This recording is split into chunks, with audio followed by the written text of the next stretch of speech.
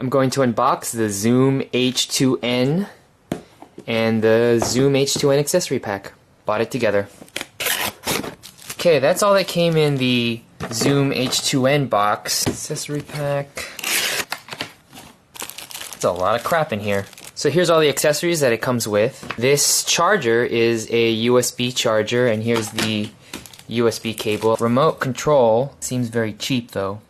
Extension cord for the remote. Then we have this microphone kind of handle and this tripod that seems very cheap and flimsy. Case, almost exactly like the H1 lanyard in there for it. There's two pieces of Velcro that I assume you put on your belt. Finally, the windscreen. There's some cuts on the side so you can access the line in and the play controls, menu controls here. The Zoom is the best of both worlds for music and for film, for video. The H2n is the go-to that everybody uses, I use. It's solid, but if you don't use XLR, I mean, this is unnecessary. Let's test some startup times. So to start that one on, you just click that open and then hold that one down. 1, 2, 3.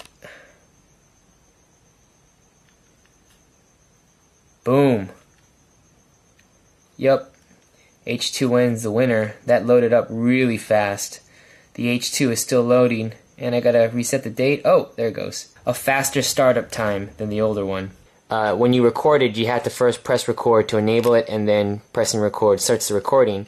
But with the newer Zoom, all that front panel stuff is gone. You only have this one record button. Hard to miss. Press record, it's recording. Hit it again, it stops.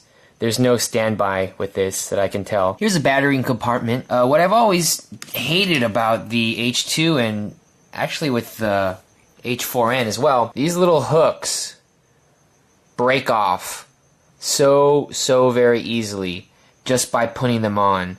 If you don't put them on the right way, if you miss those two latches, you're gonna snap them. I already snapped these on my H4n, but the H2n, they're a little more sturdy. It's less likely that they'll break off. Even though this new one is far superior, this one is still being sold and it's still a dang good recorder. You know, when you bought the H2, you not only got the H2 itself, but you got all these accessories with it. And when I got this, it was $150. This is basically all you get. This, an SD card, and 2 batteries. If you want all the accessories, that's another like 30 or 40 bucks. I wish it would have came with it because to function the Zoom properly, you kind of need all these accessories. The analog mic gain dial, it goes from 0 to 10. Before, on the Zoom H2, you only had these preset mic gains, low, level, high, and then to really dial it in, you had to press the forward and back. This now has the gain settings right there. And it's very similar, if not exactly the same, to the Sony PCM M10 digital recorder. That's a plastic mount, it's not metal. Over time, the threads will wear. From what the manual says, this Zoom H2n has a battery life of 20 hours. Supposedly. I have not tested it yet, but 20 hours is very good. There's 4 different modes you can switch the device in to operate the microphones. There's apparently 5 mics in here. I don't know how they got 5 in there, but it's all on this one dial. It's a really flat dial, and the only way you can turn it is by pressing in and kind of like moving your thumb or your finger. What I'm going to do right now is play some music and demonstrate what each one sounds like.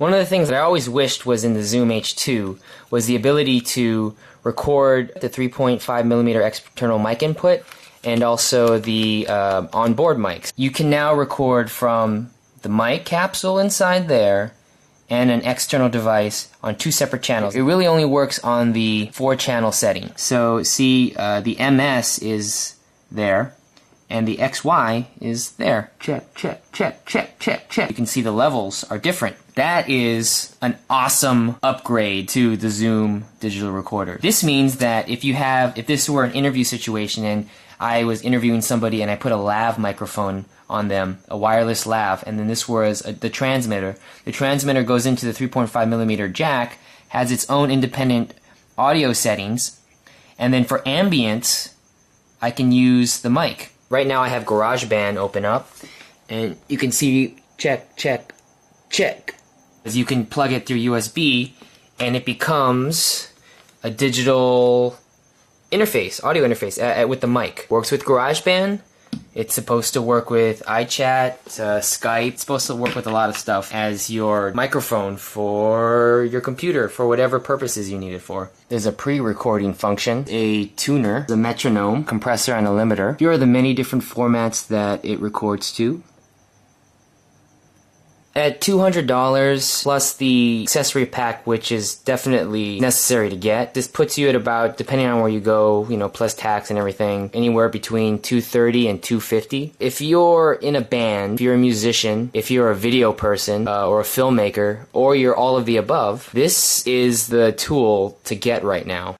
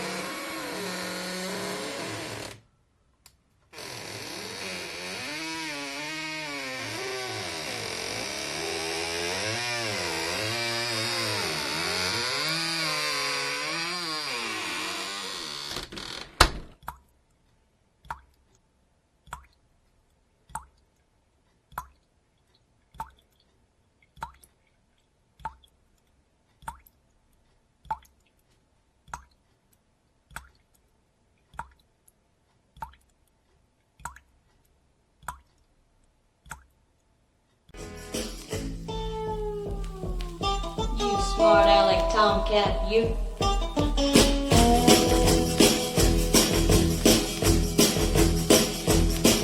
When the sun goes down and the moon comes up, I'm gonna go out and prowl, yeah. Don't come looking for your pussycat, 'cause I won't be here no how. Oh, I'll let you tell you, darling.